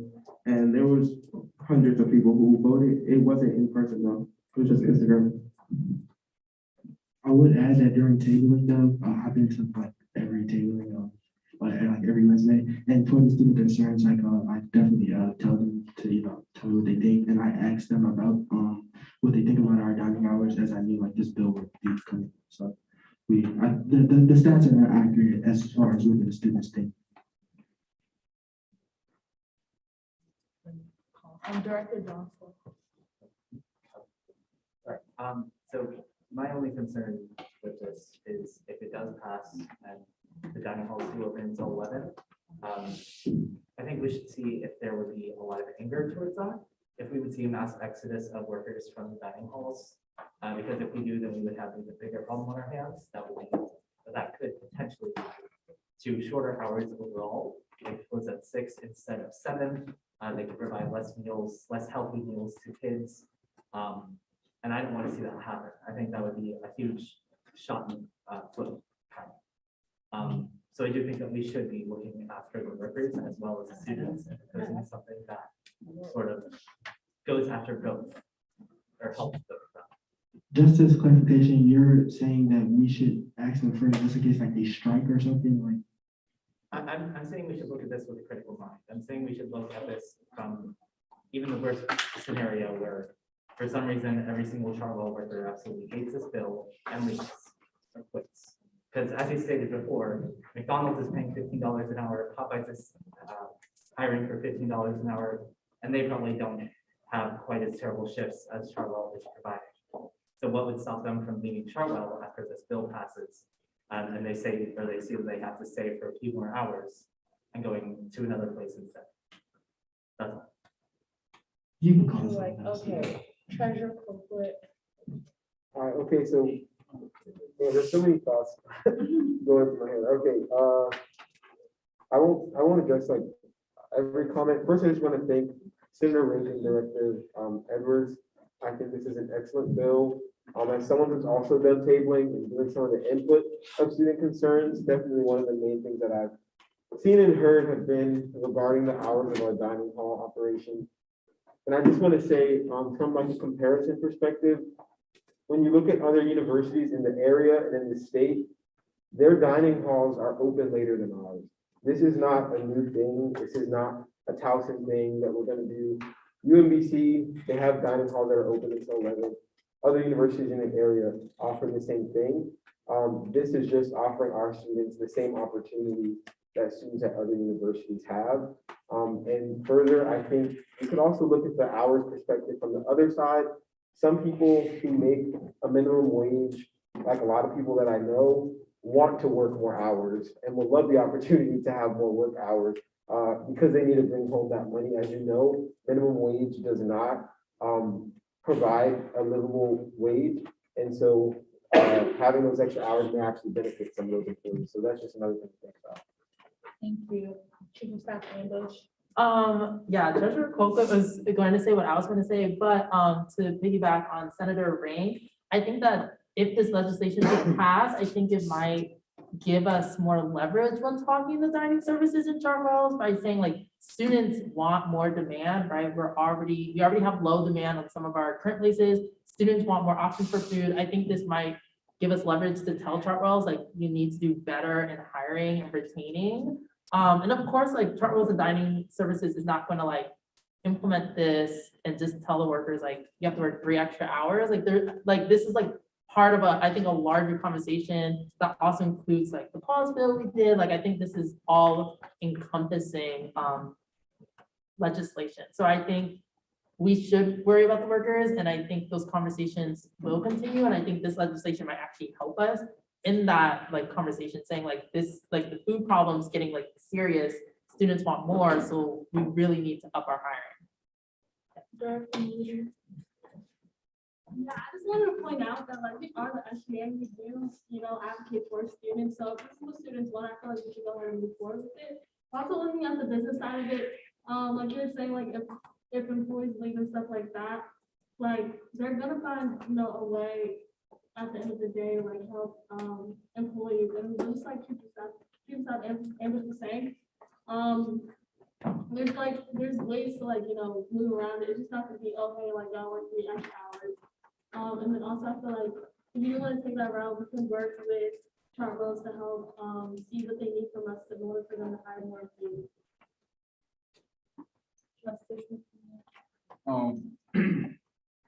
I agree with the chief of staff. I think they'll definitely find a way and they'll give them like more incentive to hire more. Because obviously, every time I go to eat on campus, it's like 3 people in there. I'm like, dang, I gotta be here for an hour. So I just had a quick question about who takes care of the food in the other Maryland schools? Like, is it the same? Oh, I know some of the USM institutions also use Chartwells. I don't know about the others. I assume the others have different contracts as well, but some do use Chartwells. That's brilliant. This kind of loops back to the conversation that we were just having before. But I did also want to note that we have had dining halls operate with these hours, specifically with those like intro to TU. Excuse me, I know that's not the correct It's well. Welcome to Tuesday. Thank you, thank you, thank you. I'm very sorry. It's I got well. distracted by the two things on the screen. I got very, but, I do want to note, like, we have done it. So because they have to do that for an entire week, I would assume that they're not just telling those workers again, like, you have to work 3 extra hours. So if they already kind of have some type of system that works for that week, then they also wouldn't be starting from scratch. In these regards, they would still have at least some type of tangible plan that has at least worked short term, that then can be kind of adapted off of, and talked through, in regards to making sure that it isn't overwhelming and it is sustainable for them to run long term. And I also completely agree with Chief of Staff Ambush. Hopefully this will help kind of incentivize them to get more workers and do more to attract more workers. So that could be also beneficial, and kind of going hand in hand with other larger conversations around dining, specifically at house. Thank you so much. President DeVoe, so many hands. I know I wasn't first. I didn't mean to cut the line. I'm sorry. I just wanted to say I'm not of the school of thought that our constituency, being the students, are our only concerns. I think that we should engage with the workers and see how this would affect them. I don't want to recommend a second reading of the bill per se, but I think we should think about it, given that we have some bills in relation to dining next week. So we could do like a thematic GA around dining next week and revisit it, but that's up to you all. But I do think that you all should consider, we advocate for the community that we want here, and the students aren't the only part of that community. So think about it, is all I'm gonna say. Director Leo. So I have a few questions because my hand's been up for about 10 minutes. Do you have any objection to, say, Chartwell came back and said, we can't keep it open until 11. We can keep it open until 9. Would that be fine? Barbara, are you flexible in that? I'll have to talk it over with my partner. But sorry, I'll just play. Yeah, yeah. Any like flexibility would be perfect. 7 p.m. is just not feasible for students who are getting out of class at 7 and who don't get out of class until 9. Like we just need later hours. I would just like to restate that this is simply just like an echoing of student concerns. The times, like, I just want to make sure that nobody's fixating on the exact details of like how they as a business are going to operate this, because this is just saying that students feel that they are not being adequately cared for by the dining facilities that we offer. So I also am in complete support of even another bill stating our opposition to the way Chartwell's workers are being treated. If we want to meet with them specifically and create further legislation and outreach, I think that's amazing, because I also have heard things that I'm not happy with about how they're being treated. And just as President DeVoe said, they are just as a part of the housing community as the student body is. And I think we do have a responsibility to advocate for them as well. I just would like to restate, like I mentioned, that this is an echoing of student concerns, not a specific business plan for how Chartwell should move forward. So keep that in mind when the Senate decides to vote on this, that like, for example, if you do decide to pass this bill, they don't like, it's not like tomorrow they're gonna be open till 11 p.m. and they have to like all of a sudden scramble how to figure out to keep this open. Like there is a process that we, as the people who wrote this bill and the Senate and the leadership team of SGA will work through with Chartwell's to implement that in a way that's sustainable and doesn't impact workers negatively. So I just wanted to restate that. Thank you so much for that distinction. And I just wanted to also add just a little quick comment, like pre-COVID, we had pause opening till like 2 a.m. in the morning. So this is not even the good old reach. Like 11 p.m. is the most that we do. So it's just for y'all to remember that. Back ambush. Due to the time we have, and I know we have another pretty big bill on the floor, I'm not formally recommending anything, but I think we should either Well, I don't know, we should table it or limit discussion. I would limit for 5. Okay, I formally recommend that we limit discussion for 5 more minutes, so ending at 6:30, and then after that, either a vote on the bill or a vote to table. Would a senator like to accept that recommendation? Senator Eagle. Sorry, when I said. Okay, is there a second? Senator Brink. I second. Thank you. Are there any discussion? Yes. I would not like to limit discussion just because the implications of that I don't necessarily like, just because of the impact that this bill is going to have. So I wouldn't like us to go on record that we limited the discussion before voting on this bill. I would instead recommend to table it. Okay, any more comments? Yes. I would recommend against limiting discussion simply because I know that there are members of my J board who have a lot of questions and comments about it. I'm not sure whether about tabling it or anything like that, but I just would not like to limit discussion. Okay, Director Johnston. I agree completely with President DeVoe. Whoa, my apologies. I agree completely with President DeVoe. I don't think we should limit discussion, but for a different reason. I think that the discussion is coming to a head. And I don't think that limiting it or putting it on record that we're limiting it is really necessary. So that's all.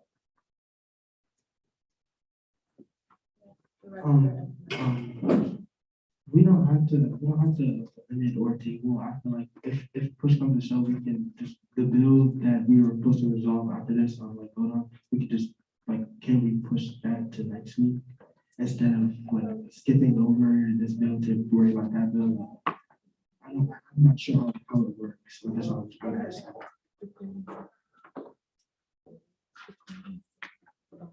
Vice President.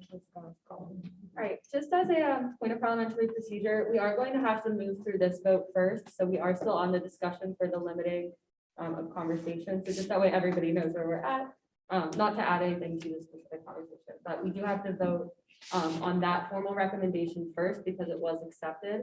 So this discussion will be about the limiting of this bill. And then once that is voted on, another recommendation can be either accepted or moved on. Any more Chief of Staff Ambush? Y'all vote down my recommendation. I'm hearing everyone, I think it's more worthwhile to either continue the conversation and table the next bill or just table this bill. Okay. Any more questions, concerns about this recommendation? Call the question. Thank you. All those in favor? Opposed?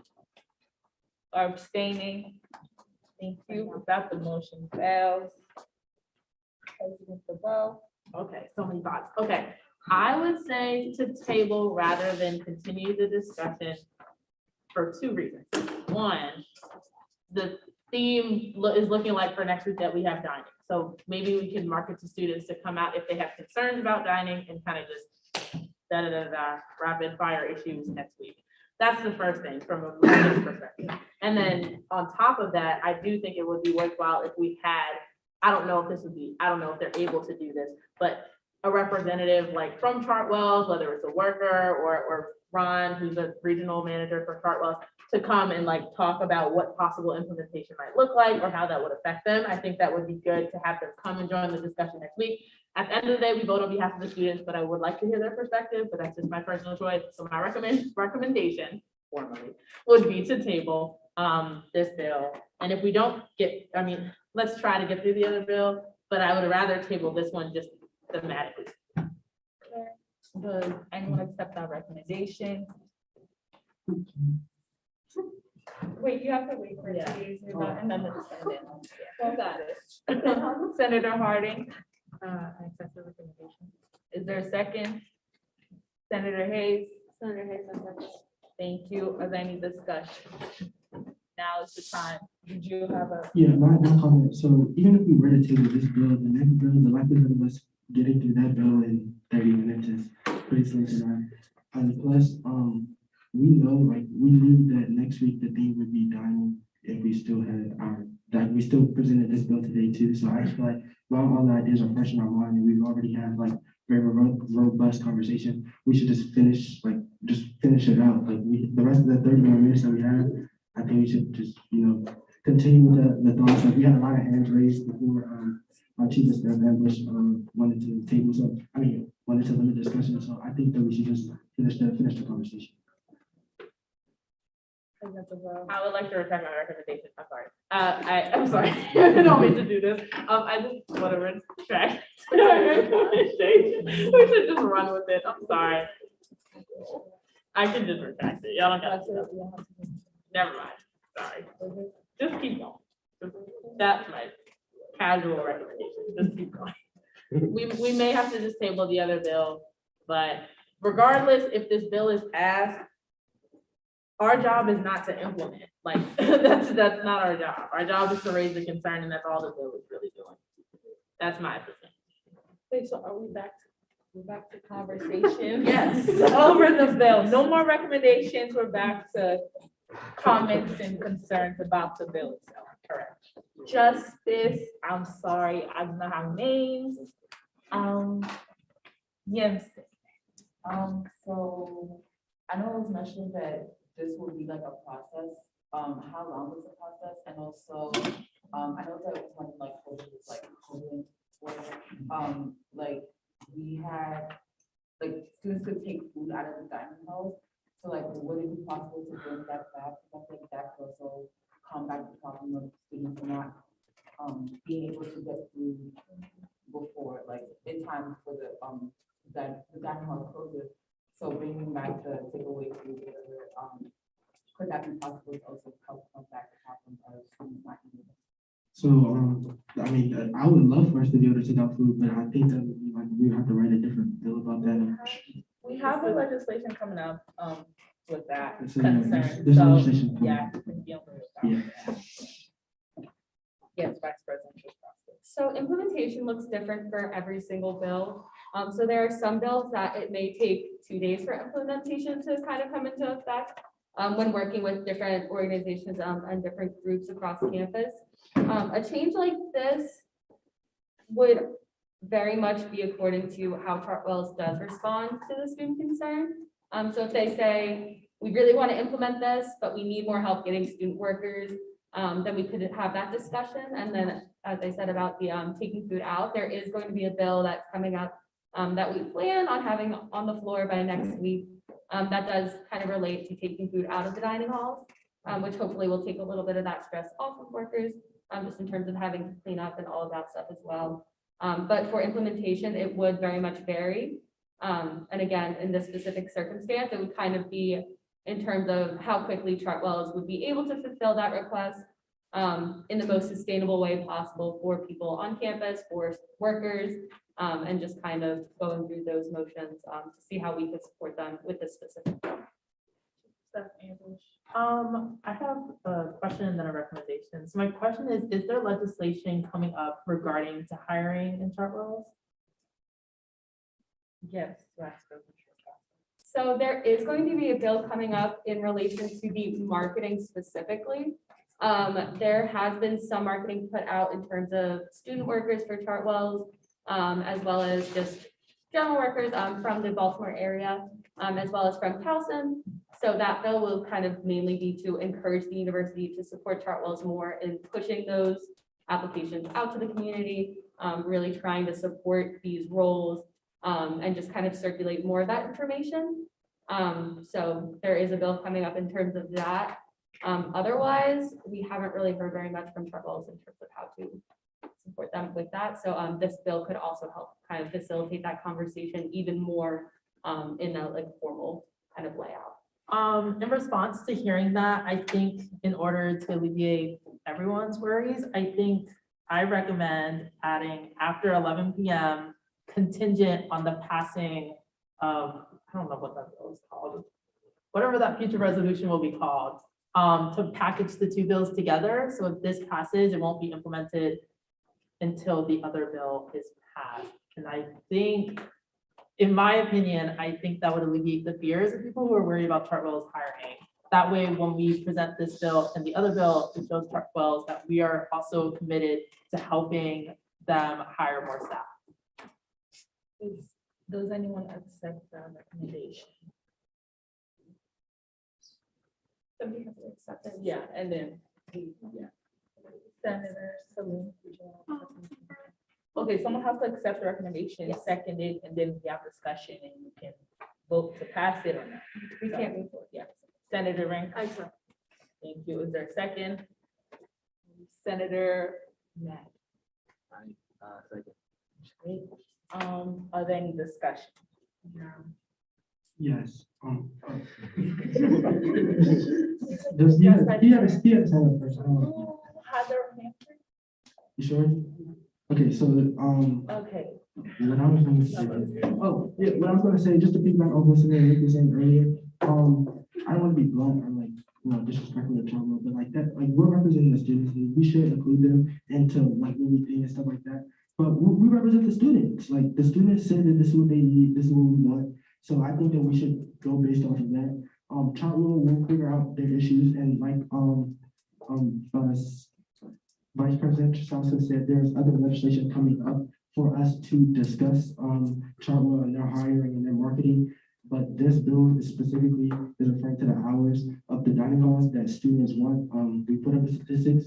We did the legwork to try to figure out what the students wanted, and it's our jobs as student representatives to, implement it. Yes, Chief Justice Archibald. Just to go with what Director Edwards said, I do not believe we should make this contingent upon like a different resolution, because this is just a recommendation, like voicing student concerns, like we can help them with different legislations, but this is just us saying, this is what the students want, and this is us supporting the students. Senator Maddox. I completely agree with what Tay said. This is like I think you said it earlier, this is like the start of like a conversation with them, right? So, yeah. That's all. Thank you. Senator E. I think sometimes we keep talking about like, oh, this is what the students want. I'm not saying because I agree. I think this is a good idea as well. But we have to also think that there are student workers, like working at 11 o'clock. I'm just gonna say as a woman, I used to work almost to like 12, like for HRL, and it was really scary, like coming back. We don't even have like enough blue lights. Like there's other stuff that we have to consider that could be like an issue. And I think maybe a good idea is to have like a task force, like an SGA who wants to like work with Chartwells. But I think we have a lot of good ideas. And I think maybe we should just kind of bring those together and have like a case, because there's so many like things that could come against us with this bill. Okay. Justice.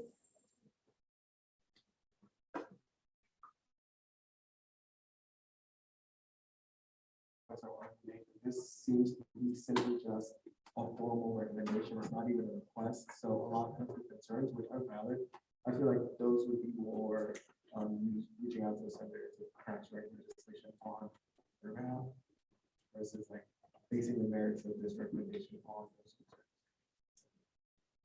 Thank you. And we are discussing the recommendation, not the bill as a whole, just a reminder.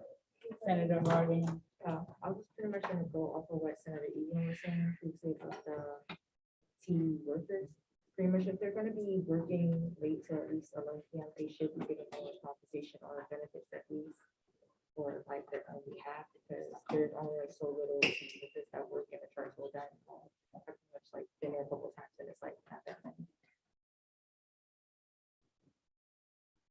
Director Johnston. I would urge the Senate to vote yes on the recommendation proposed by Olivier, or sorry, Chief Staff Ambush. I think even though this is a recommendation, if it was passed as somewhat of a package, it would show not only the students, but also the staff that we are willing to work with both of them to create the best possible answer to issues and student concerns that are brought up. And there's no time limit on this, really. Obviously, we should act as quick as we can. But if we do pass it today, they're not going to open up by 11 tomorrow, as Senator said. Justice McKinney. Point of person for. Yeah, I'd actually like to recommend that the Senate reject this recommendation for the reason that, one, this bill again is simply just a recommendation that they extend the hours as requested by the students. And two, depending upon a future bill, I wouldn't really agree with that, because what happens if the Senate then decides they don't want to urge the university to support Chartwells in their hiring? That will kill this bill, which is what the students want, as we've seen. And lastly, that bill doesn't exist yet, so the language of this bill would be improper because we don't have that bill. So we would just base it on a future resolution that doesn't exist yet. That wouldn't that wouldn't really be appropriate, and I think it's really just plain and simple. The students ask, we have a bill on the table, we can vote to pass it or not to pass it, based on what the students have recommended them to do. We call the question.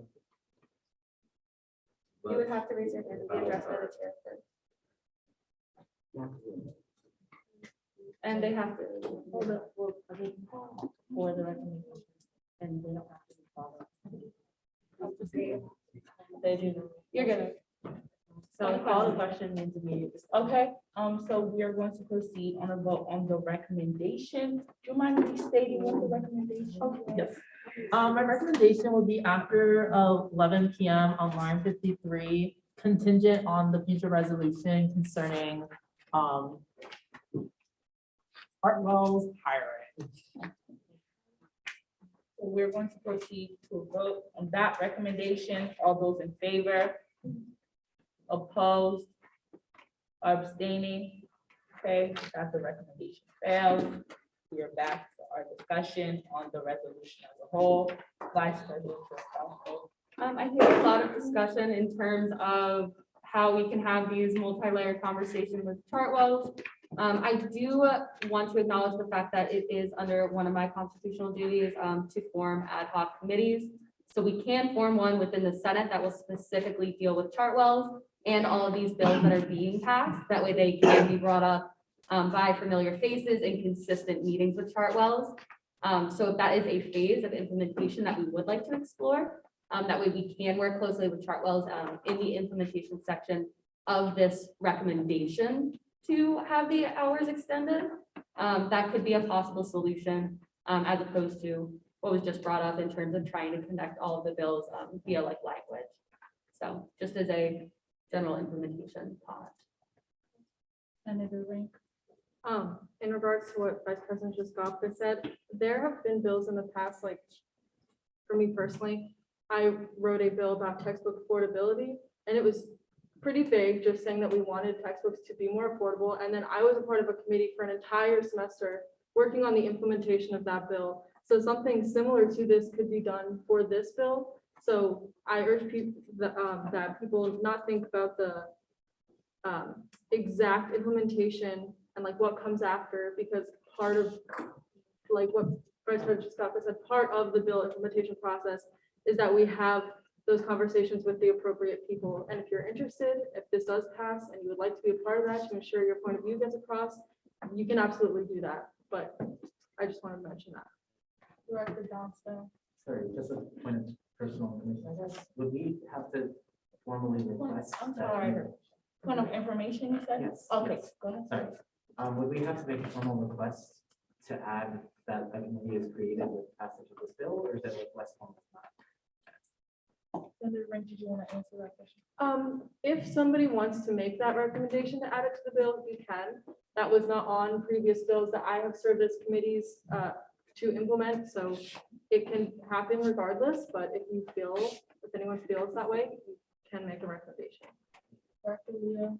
I wholeheartedly support the senators, I forget which one, but, and Vice President Trescowska's recommendation. I think we should definitely, given that we have like 5 bills in the pipeline about dining hall issues, I think we should all combine that together, make a task force and work more in depth on every one of these issues and come prepared with a more comprehensive plan and solution in conjunction with administration.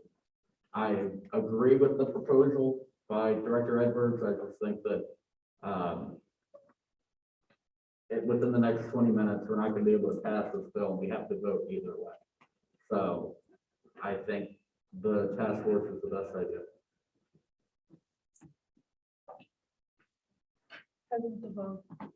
So I think I might be on the same page with Vice President Trescowska right now. The task force, it's not mutually exclusive to the passage of this bill necessarily. So with the textbook affordability bill, like as Vice President last administration, I reached out to the provost along with kind of CCing the senators and said, this is the bill that passed the SGA. can we sit down around, the table and talk about implementation of this? If a task force is formed, it's very much possible that the first agenda item for that task force would be visiting the resolutions that were passed.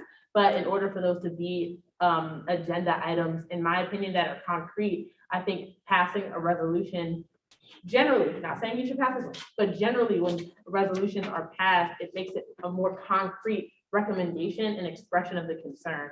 And I think that the sentiment of resolutions is more important than the language of implementation, because as students with full-time course loads, we're always going to have limited information in terms of writing these bills. So it's just our job to present it as best we can.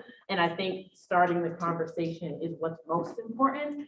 And I'm not saying you should do either way, but I do think a vote should happen on the bill, however you all wish to vote.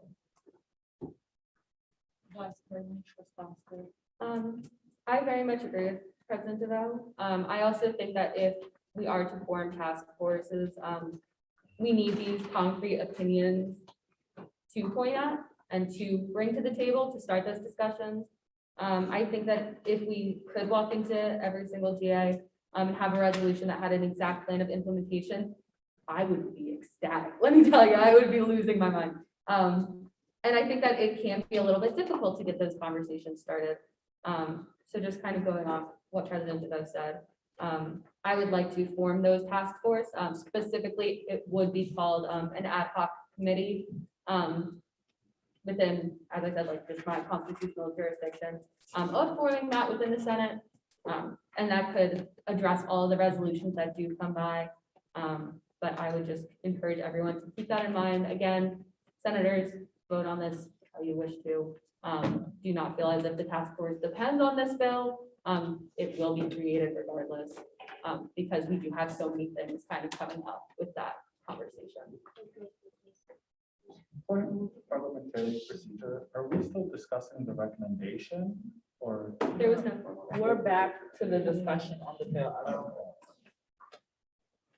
Director Leo. I guess a recommendation to amend and add under, be it thereby resolved, that we formalize the creation of said task force.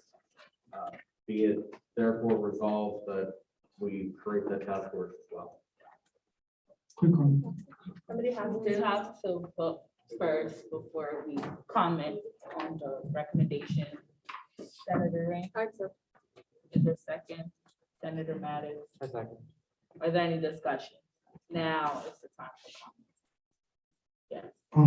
As stated like a couple times before, we can pass the bill and still have the task force as Vice President Triscasa said, and as Senator Link said, Senator Link, who was on a task force last year, passed a bill similar to this one, and the task force was formed after, and they started working on implementation. It seemed to work then. I think it could still work now. I know. I love you all. Like this, we can pass the bill with still having the task force added on after. It's not. I feel like we're complicated. We can pass it and still create the task force after, as done previously. Before I call on to anyone else, yes, I just want to urge everyone to kind of keep their minds and ears open to the discussions we're having, because points are being raised, but people address the points and then the same points are kind of being raised again. So it's just like Director Edwards said, and what Senator Rank kind of expressed, are the same things. So just kind of keep your minds and ears open. Senator. Yeah, I don't feel like we need to add that. I was just saying a task force because I think, like you were saying, like everybody just keeps talking like over each other. I think everything's getting messed up. Like I just think we should just vote on it. I actually disagree with my peers. While we keep saying like, we can make one, I do think there's value of documenting that we will create one. I think there's value for future administrations, because this trouble issue has been going on for multiple administrations. While we say, yes, we can make one, I think there's value in just having it documented for future administrations to know, okay, hey, the 101 did make a task force and it's documented in resolution 16. Can I call the question? Can I ask you a question? Me? Matt, yeah, I just had a Sure, question. yeah. I'm sorry. I just had a question as to, just because we have other dining bills on the board. Just because we have a couple of dining bills coming up, I need to relax, I feel tense. Sorry, just because we have a couple of other dining bills coming up, what about this bill? Why does that clause need to be in this one specifically and not another piece of legislation dedicated to what the task force might achieve? I think it just feels a bit random to this issue in the vacuum that's trying to be addressed by this resolution, just because there are other dining concerns. So I just wanted to ask you why specifically this resolution does the clause need to be added? Yeah, I don't think it's specifically, exclusive to this resolution. I think it on the broader part of the whole that, if we document tonight that we are in agreement to make that task force, because it is a bill relevant to Chartwell dining services, I think it would be appropriate to document as Chief of Staff Ambush said. So it's not exclusive to this bill. Yeah, can I ask just real Yeah, quick yeah. follow-up? Can the recommendation then be expanded? Because I don't want the top of the bill to say it's doing X, Y, Z, and then like in the middle, it throws in something else that's of significance. So can it please be added to the introduction of the bill and say that that is also the mission of the bill now? And it's okay for it to have a new mission, but I don't want it to be like, oh, they just read the top and it didn't even like address that this issue of significance came up in whereas number 4 or whatever. I would defer to the author of the bill. Before you all proceed to making your comments and answering concerns and all that, I just want to remind everybody, we have like 7 minutes left. We're still on a resolution, not a resolution, a recommendation discussion. So we haven't even voted on that recommendation. We have to do that, then vote on the bill as a whole, and then table and do all that stuff. So if we can kind of keep the discussion to a minimum and proceed to vote as we Okay, so call to question has happened. Are we on the same page? Okay, great. So we're voting on the recommendation to add this amendment or section to. Yes, can you, would you like to, was it, I'm sorry, who made the recommendation? Director Leo, you made the recommendation.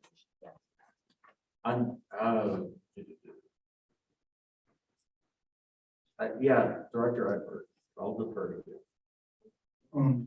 I wasn't agreeing. No, I know. The but, discussion like, can occur right now. it's Yeah, your bill. there's no more discussion occurring. I'm just asking him to reinstate what the recommendation was, so we can proceed to a vote. Since it was called. Be it thereby resolved that the Student Senate will assemble a task force dedicated to studying the various issues with Chartwell and dining services. Okay. It would have to be, say, therefore be it further resolved, just at the start, just as like a friendly Yeah. amendment for the minutes. There's more discussion happening, so is it? This was a point of parliamentary procedure. I thought call to question was a motion that was only reserved to senators.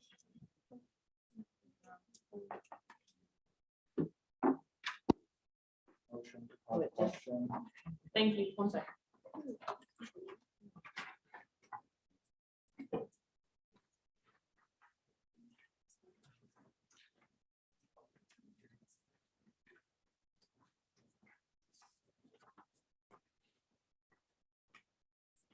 Do you have a specific, Standing language? rules of order, it's Article 5, Section 4, types of motions, subsection D is motion to call to question. do you mind like reading it? Yeah, So I mean, it just goes over like the section 3 goes over like the scope of motions and says that it's only reserved by senators. And then under types of motions, which is section 4, It says motion to call the question.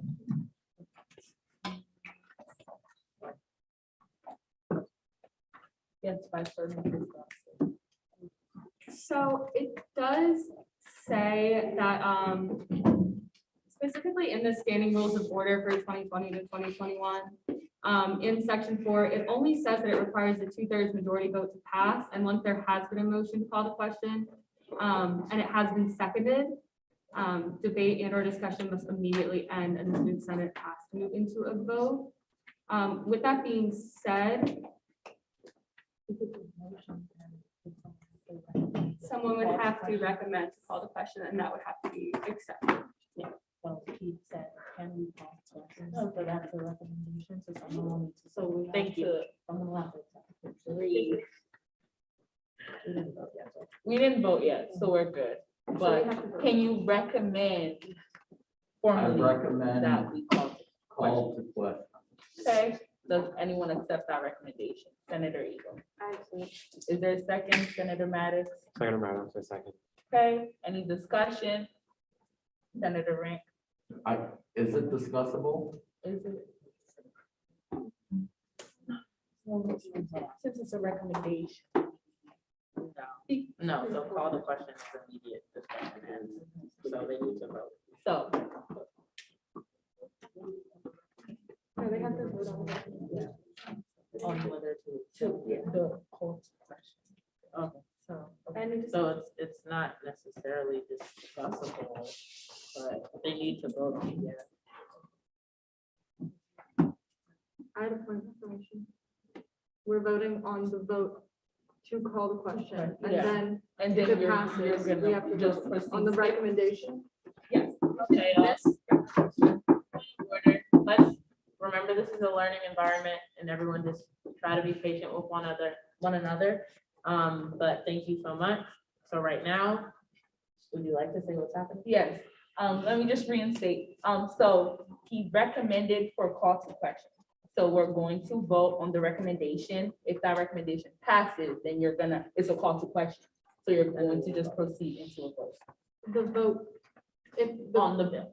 Yeah, so, but he had made a recommendation, and then Right. we called the question on the recommendation. No, I called the question on my amendment. Yes. Correct, sorry, not on the bill, on the, yes, Okay. sorry, my apologies. So it would be calling to question on the recommendation to amend. We're in the midst of a lot of recommendations, so forgive me. So I didn't mean to Forgive me confuse too. anybody. So right now, we are voting to accept the call to question, to then vote on the recommendation. And then we will resume discussion of the bill. Does that make sense to everyone? Great. Proceed. 2 minutes to 7. You got it. Okay. All those in favor? Opposed? Or abstaining? Okay, with that, the motion passes. Okay, call to Voting on the recommendation. Yeah, so the call to question is happening and you're about to vote on the recommendation that Director Leo made. No. Yes. Yes. Oh, yes, amendment, yes. Yes, point of order. Thank you. Okay, all those in favor? Opposed? Or abstaining? Okay, with that, the motion fails. We will not be adding that recommendation to resolution number 16. Yes. I recommend a call to question on the bill. Okay. Senator Ring, point of order, I'm sorry. Is there a second? Senator Hayes? Okay, and any discussion? Okay, if not, we'll now proceed to vote on the recommendation for call to question. All those in favor? Opposed? Or abstaining? Okay. Okay, with that, the motion passes. Call to question. You're about to vote on the resolution as a whole. Correct. Okay. Alright. All those in favor? Opposed? Abstaining? Great. With that, the motion passes. Resolution.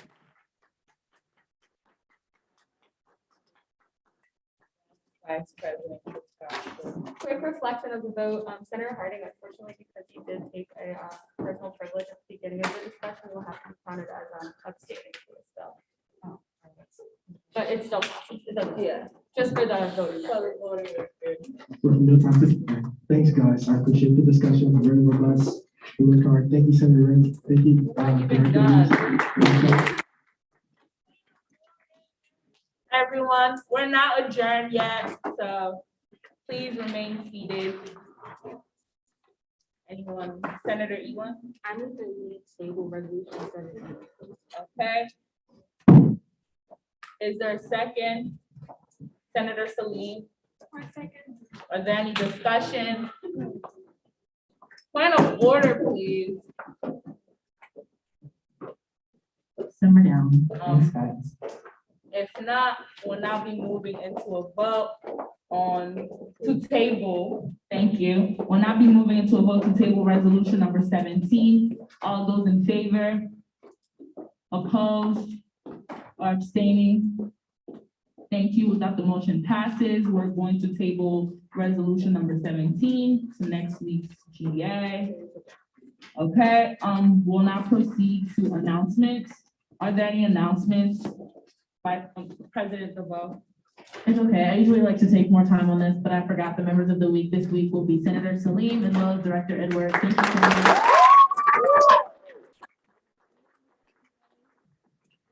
We will also be hosting the first basketball game for women's and men's basketball. It's the women's game, the first of both of them, not both of them, but the women's basketball game. So look out for more information on that. Okay, any more announcements? If not, are there any motions on the floor? Senator Ring? I move to adjourn. Is there a second? Senator Maddox? Are there any discussion? If not, we'll now move to adjourn. All those in favor? Opposed or abstaining? Thank you. Without the motion passes. Meeting adjourned.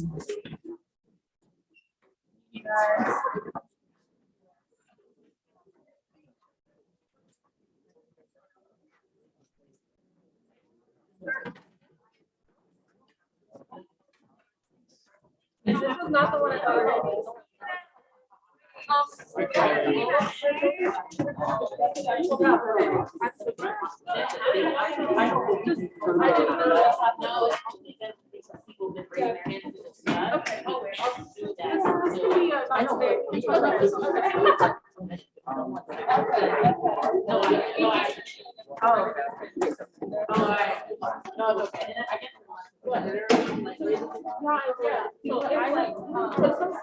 I would like a separate.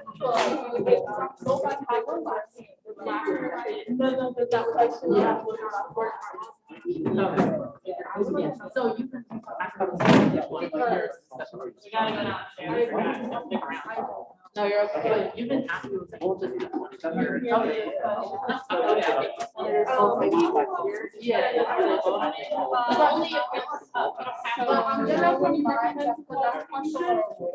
I have friendly, other friendly type shirts, but I also think that I'm not sure.